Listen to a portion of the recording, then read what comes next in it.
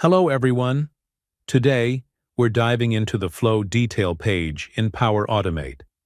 This page is essential for managing and optimizing your flows, and I'll walk you through each section, explaining its importance, functionality, and best practices. Upper section, Action Controls. Let's start at the top of the Flow Detail page, where we have our action controls. These controls are vital for managing your flows effectively and are designed to provide you with quick access to key functionalities. Edit. This button allows you to access the Flow Editor. Here, you can modify your existing flow by adding new actions, removing steps, or changing conditions.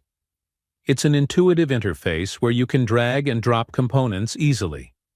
Regularly reviewing and updating your flow ensures it continues to meet your business needs and can help you adapt to changing processes or requirements. Make sure to test any modifications thoroughly to avoid disruptions. Share. This option enables you to share your flow with colleagues or other users in your organization.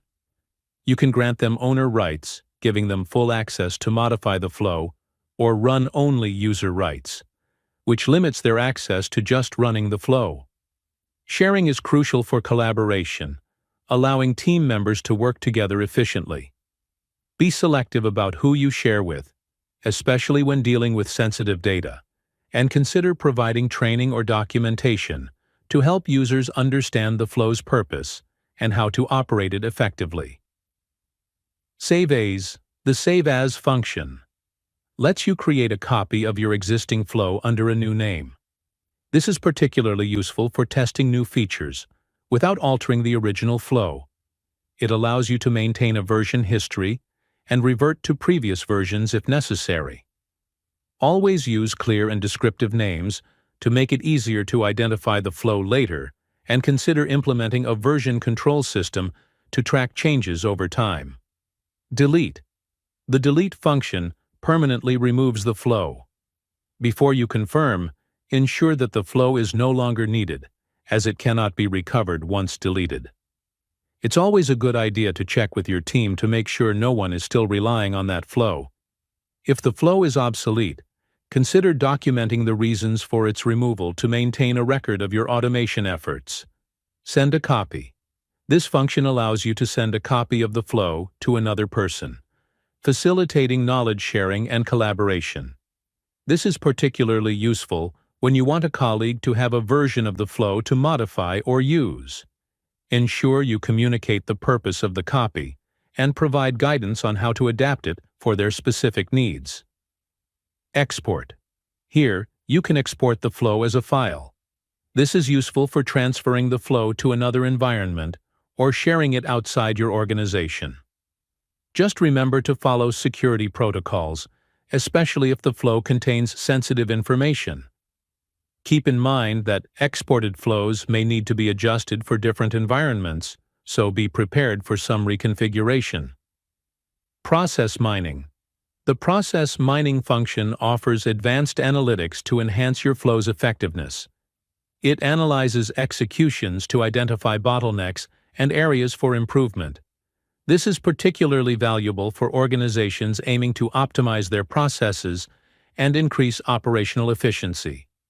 Utilize insights gained from process mining to make data-driven decisions about your flows and overall automation strategy.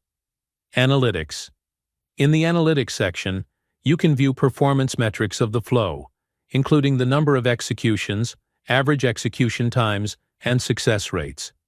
Monitoring these metrics is essential for understanding how the flow performs over time and making informed decisions about necessary changes. Consider setting up alerts for specific thresholds to proactively manage flow performance. Turn off. This option allows you to temporarily disable the flow, stopping its execution without deleting it. It's useful when you need to perform maintenance or significant modifications. Turning off a flow prevents unwanted actions from occurring until you are ready to reactivate it. It's a good practice to communicate with your team when a flow is turned off to avoid confusion. Repair tips, on/off. You can turn repair suggestions for the flow on or off. When enabled, These tips provide automatic guidance for resolving issues encountered during the flow's execution. This is particularly helpful for those less experienced with troubleshooting. Enabling repair tips can foster a learning environment, allowing users to understand common issues and resolutions.